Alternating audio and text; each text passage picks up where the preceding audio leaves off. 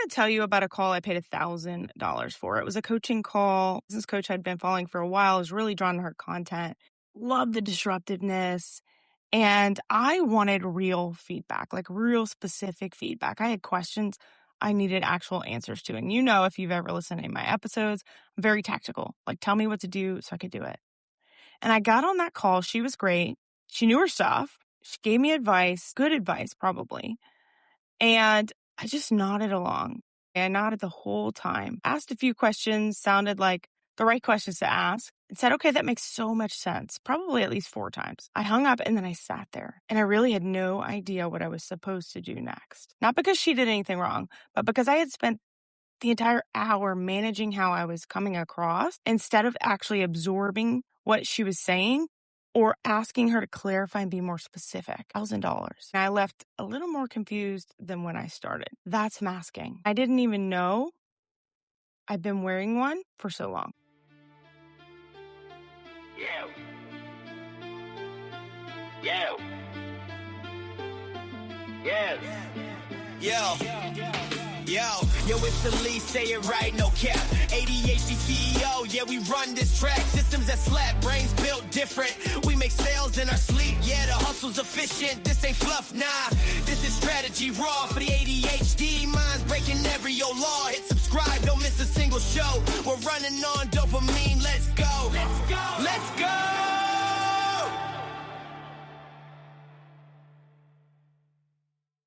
Welcome back to the ADHD CEO podcast. I'm Alyece Smith. I'm your host. Today we're going somewhere kind of personal, like uncomfortably personal, because I think this topic is one of the most important things I could talk about, and also one of the things I've avoided talking about quite a bit. ADHD masking, and specifically what happens when you're doing it so long that your brain just stops cooperating. Your body stops cooperating. This one is for the high achievers, the ones who have always figured it out, the ones whose ADHD is somehow invisible because they've worked so hard to make it invisible. So grab your coffee and let's dive into it. First, let's talk about what masking actually is, because I think a lot of people hear this word and think it means like pretending you don't have ADHD. And it's not that simple. Okay, masking is the constant, often unconscious effort to hide or compensate for your ADHD symptoms so that you can appear normal to people around you, if there is even a thing such as normal. And what took me forever to understand is that masking is exhausting in a way that doesn't always feel like exhaustion. It feels like functioning, okay? It feels like getting things done. But let me tell you what masking looked like for me, because it didn't look like struggling from the outside. It looked like someone who maybe had it all together. You've probably had people tell you, oh my gosh, you're so organized, right? I get that. I still get that all the time. And I'm like, oh, you have not seen my car. You have not seen my back end. It's because I was hitting deadlines. I was showing up, running business, even in corporate, getting my projects done. I was a person people came to when they needed something finished. And what nobody saw was that I was spending about 80% of my mental energy every single day just maintaining the performance of being okay. And I had developed this whole system, not a business system, a masking system. Okay. I would get to every meeting on time so nobody would know I lost track of time. I would rewrite every email 3 times so nobody would see the chaotic first draft of what my thoughts really were. I would nod along in conversations while literally running like a panic loop because I'd lost the thread about 2 minutes into the conversation and couldn't figure out how to ask someone to repeat themselves without looking like I was paying attention. So I had this whole routine for when I walked into a room, people, especially in corporate, scanning for the loudest noise, right? Figure out which exit I could get to if I needed a minute, or identify, who I already knew. So I had like a safe landing spot. And I thought I was just busy. Right? I was prepared, I was professional. I was running a full sensory management operation inside my own head every single day and calling it just my personality. And for a really long time, it worked, or at least it appeared to work. The problem with masking is that it works right up until it doesn't. And when it stops working, it stops all at once. Here's what I want you to know and understand about masking burnout. It doesn't announce itself. There is no obvious moment where you think, am I doing too much? Am I going to completely crash? It's cumulative. It's quiet and it sneaks up on you like really disguised as productivity. Let's just say all in that year before I met with that business coach, I launched new programs. I hired contractors. I spoke at events. I grew my following. I kept up with client work. I managed, all of Caden's appointments and therapies and IEPs and all that stuff. And somewhere in there, wrote a book. And on paper, it was a successful year. It looked like winning. But what it actually was me running on adrenaline and cortisol and the constant terror of being found out. I couldn't even tell you just how scared I was of people thinking I was disorganized. And so what really gets me, even now, I was posting constantly about my business. I was explaining my systems, but I was so fearful of talking about my ADHD because I did not want people to think of me as that hyperactive little boy who can't focus. And so I was literally creating content about my neurodivergent systems I created, but I was doing it all while I was masking so hard that I completely lost track of who I actually was. And underneath that mask, who I was coaching people on authenticity in their content from behind the most elaborate performance of my life. Seriously. Does that land for anyone else? I'd love for you to talk to me in the IG DMs and let me know. Because I think there's a lot of us in this space, ADHD entrepreneurs, who have built businesses around helping other people. And we usually tell them to be themselves or be authentic. But I was wearing my own costume. I was still performing for this version of me that I thought people wanted to pay for. I thought people would want to work for. And so the signs were all there. I just didn't know what they were. I was really irritable, in a way I couldn't explain. Not big angry, but just constantly kind of raw. Everything was slightly too loud, slightly too bright, slightly too much. I really started avoiding those things that used to feel easy for me. Phone calls I would have just made before, I put off for days. Simple form I need to fill out would just sit in my email for weeks. And I was having these moments where I couldn't assess words, mid-conversation, mid-sentence, and just nothing. The word I needed was just gone. And it was like a brain fog I'd never experienced. I'd have to sort of navigate around it and hope nobody really noticed. And I was exhausted in a way I couldn't explain. And I don't think I really cared to do anything about it until I realized how it was affecting my family. I could sleep, let's say 8 hours, wake up feeling like I had done something incredibly strenuous the night before. And I was doing what I now know is called involuntary masking. And that's where that mask is no longer even a choice. It's just running on autopilot all the time in the background. It's using processing power around the clock, whether you want it to or not. And my body was telling me I just didn't speak that language yet. And it's funny because that's why in Flow First Thinking, my new book, and I'll link all of that in the show notes for you, I really took the first 2 chapters to explain not only my life story, not because I wanted to write some kind of, memoir, but because I wanted you to see how I perceived all of these things that have happened to me in my life. And a lot of the way I perceived them and the way I felt in those moments was because of the mask. And so that day, when I was on that call, I sat at my desk, opened my laptop, wrote a list of notes during the call, and my brain just said no. Not like a decision, not like I chose to resist it. It was just more like a system error. Think of AOL dial-up, right? Ding, it's calling, it's just loading. Nothing's happening. And I kept trying to start after I got off that call. Hell, I paid $1,000 for it. I couldn't even fathom 3 years ago paying that for anything, much less a 1-hour call. And I sat there and I did nothing for a while. I remember calling Clayton. He was actually in the car when I booked that call, so he was aware of all of this. And I remember saying to him, I just think something's wrong with me. Not sad or anxious, but just I can't get my head on straight. What happened? My business blew up so fast in the beginning. Why do I feel so lost now? Of course, he asked me if I need to take a day or, go to get a massage or something, but there's no way I could have unplugged because I was so angry at myself. For someone who had been running at full speed for years, sitting there and doing nothing felt like dying a little bit. My business was dying a little bit. And that was kind of the moment I understood what burnout actually was. Because yes, I paid all that money and hired her for that call because I thought I needed clarity. And I did need some clarity. And I've talked about that in other episodes, but a lot of that irritation was burnout. It was like a complete neurological shutdown that my body had been building towards for years. And the mask didn't just like crack or chip. It shattered all at once and left me kind of just sitting there for a while. Like, who am I without this? Who am I and weird, and it took longer than I wanted it to. But the first thing I knew I had to do was stop pretending I was fine.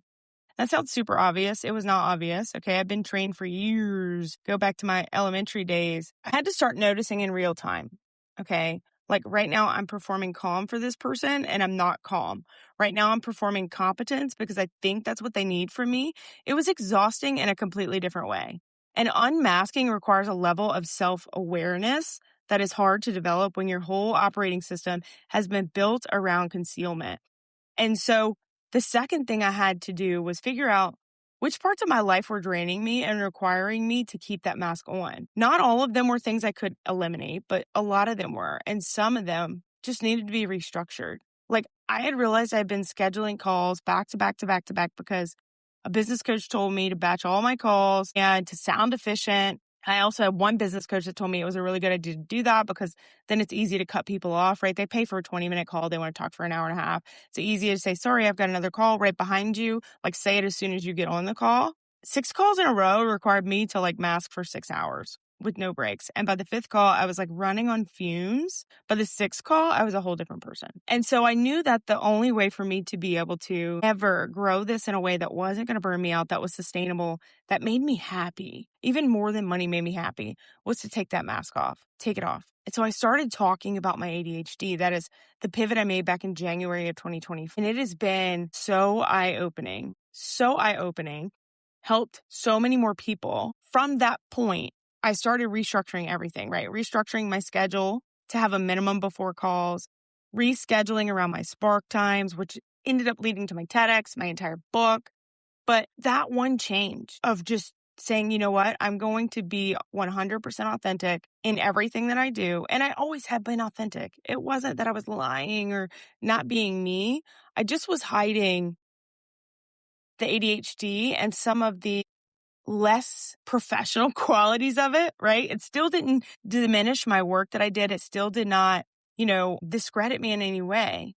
I just had to get over that fear that it would discredit me. But the third thing, and this is the one that really changed a lot for me, was getting honest about which parts of my brain were authentic and which parts were a costume. And so when I did this, I found that some of what I've been building was genuinely me, right?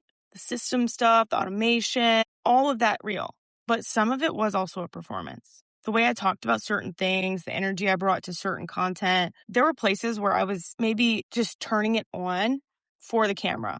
And that's super common in content, right? If you don't bring any energy to content, it's not going to go anywhere. But it was more about being the person I thought I had to be rather than the person I am. And the scariest thing is that impression was performing better, more engagement, more relatability, more likes.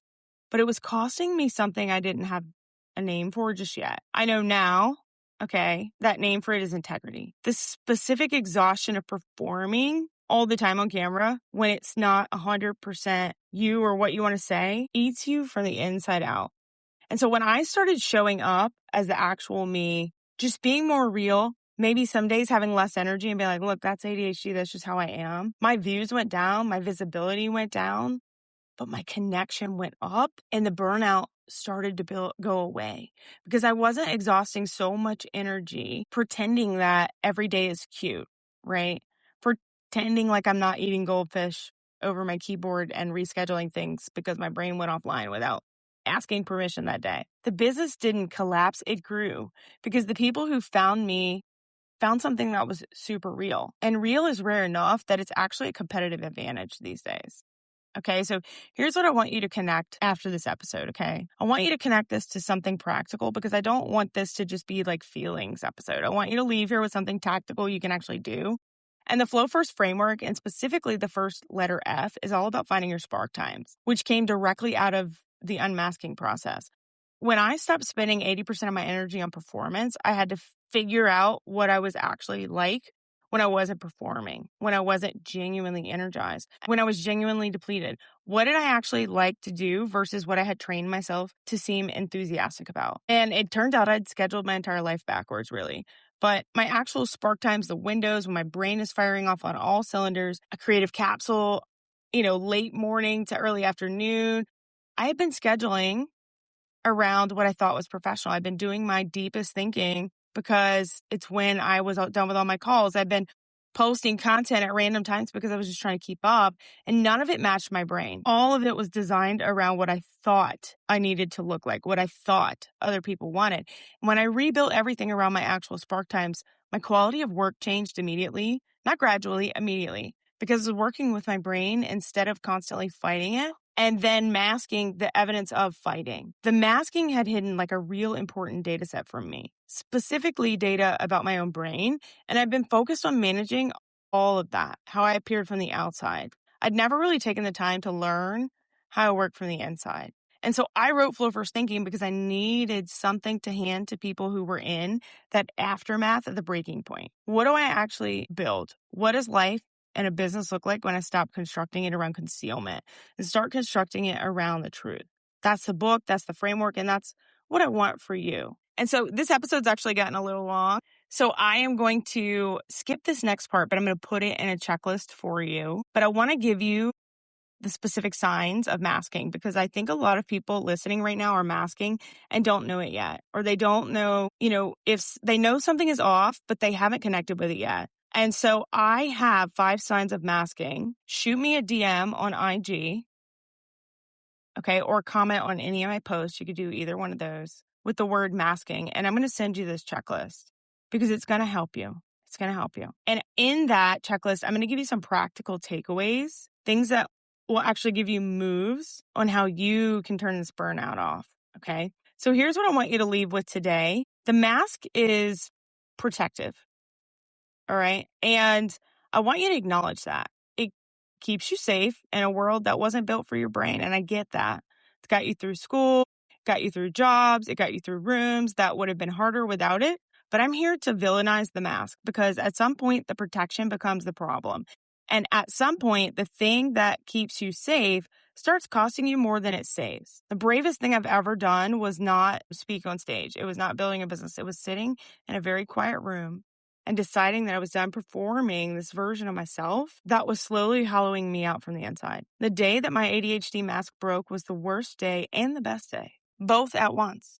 Because what I built after was real. And real, it turns out, is what people actually want from you. So before I go, I want to mention something too, and I will have this in the show notes for you.